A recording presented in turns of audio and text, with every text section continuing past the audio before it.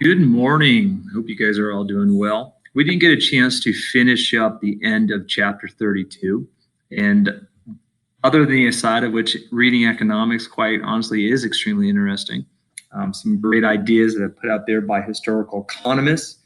I want you guys to definitely understand there's a lot of disagreement about the theories that you like, about the theories you don't like. There's other economists who simply think other things.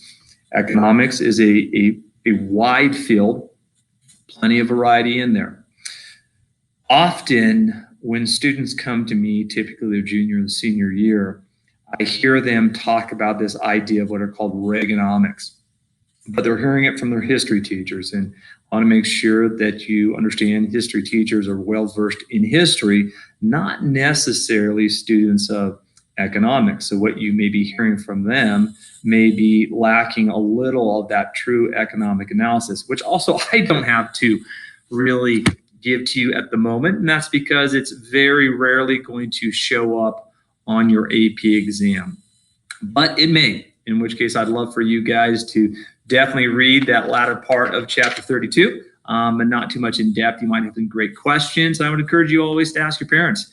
They were alive during that times of those 70s, 80s, and 90s. So supply side economics. Many people use that phrase when they come to me, and I always ask, what exactly do you mean by supply side economics? You would recognize the term supply. We're talking about aggregate supply.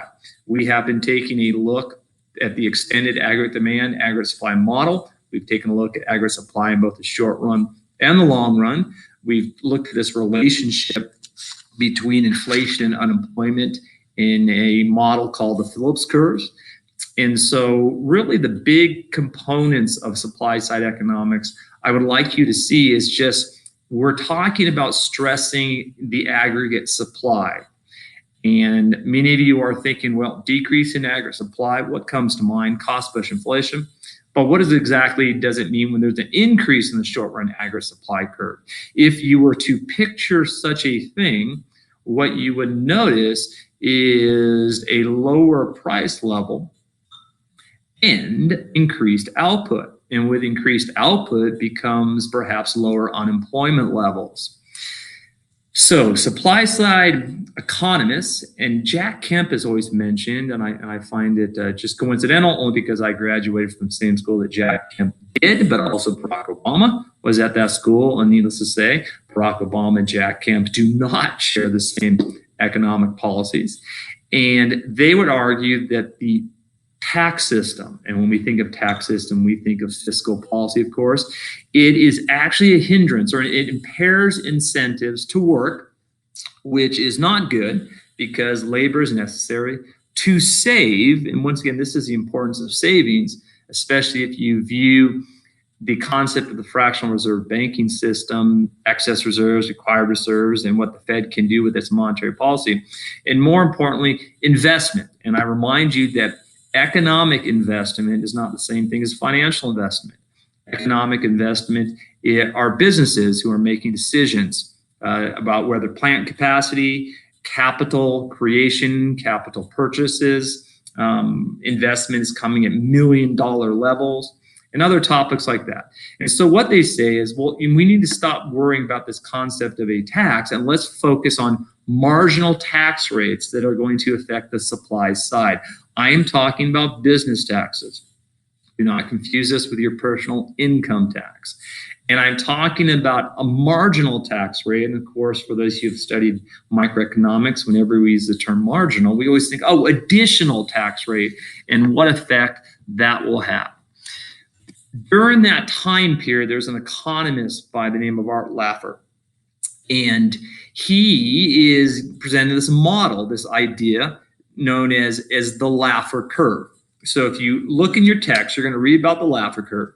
But more importantly, as evidenced by our text, which is this idea of mainstream Keynesian economists, you're going to see a lot of criticisms of the Laffer curve, which may be justified or they may not be justified. That disagreement, a different part of your development of understanding economic theory.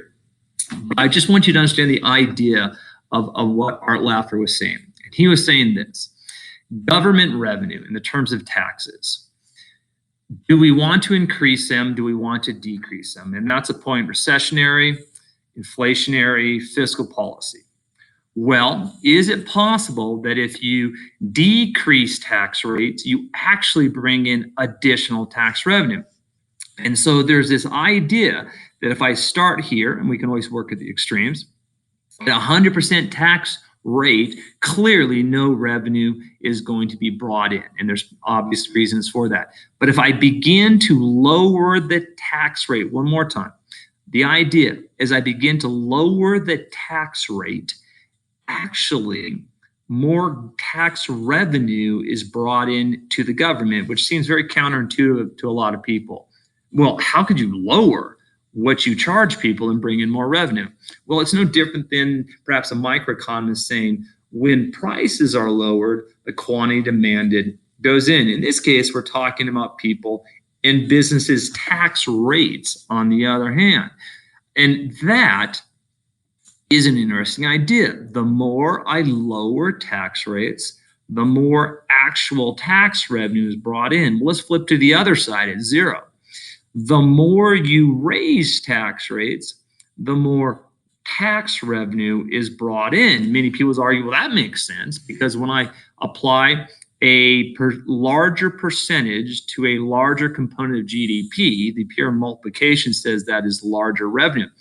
But as you can see, and once again, this is a model, as you can see, this concept of lowering tax rates brings in more tax revenue, actually at some point begins to decrease tax revenue. And the idea that as you raise tax rates to bring in more tax revenue at some particular point, and that's what we're talking about. We're talking about this point right here. In theory, at this tax rate, don't assume that it's 50% just because of the model itself. You're going to actually begin to bring in less tax revenue. And that is some of these ideas I always want you to think about, because macroeconomics clearly is also about macroeconomic policy. Not just theory, but policies that are developed at the governmental level based on the theories of a particular economist.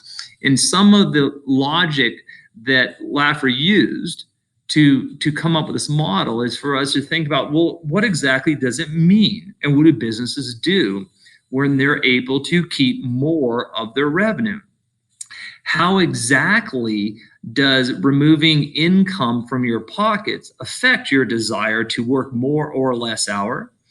What exactly will businesses do when they're able to hold on to more of their money? Do they actually increase inputs of labor? We always talk about the concept of more output, perhaps needed more labor, in which case more workers are having disposable income. What goes on when we talk about your actual wage rates, not before the taxes, but afterwards? The relationship between leisure and labor, and at what point does leisure actually become more expensive than labor? At what point does labor become more expensive than leisure? When exactly does work become desirable? I want you guys to see a lot of these subjectivity and the actions of actual people that go into the logic itself. And well, what truly is productive work? Is it just the gross amount of hours, or is there some point where the hours are not equaling the actual productivity, where the productivity itself is beginning to see diminishing returns? And the notion of savings and the loanable fund market and what that means for economic investments. And more importantly, this idea of federal budgets and, well, how are budgets set? Should budgets be set? Do they actually set budgets? Do they stick to budgets? And of course, we're talking about billions and billions of dollars. So ladies and gentlemen, I know it was a quick one today, and that is definitely okay. I just wanted to make sure I had the opportunity for you to throw out these ideas to you guys. Hopefully you're going to read that section. And I definitely think my takeaway is this. When we think of supply side economics and we think about fiscal policy, the fact remains this seems to be this one way, where you generally have a president who's going to serve probably 8 years based on correlation. And so what we have is this political football, and these particular politicians who perhaps prescribe to a particular economist's particular theory. And obviously, you cannot look at past data to prove anything. Past data does not prove an idea at all, but it certainly does give particular strength to that. And whether it was the 80s or the 90s, the 2000s, to what extent was the Laffer curve actually valid with the data?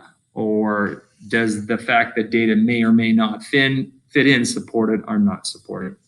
So you guys have a great weekend. Make sure you take care of Chapter 32, practice multiple choice. And that was just a quick 5 minutes of your life.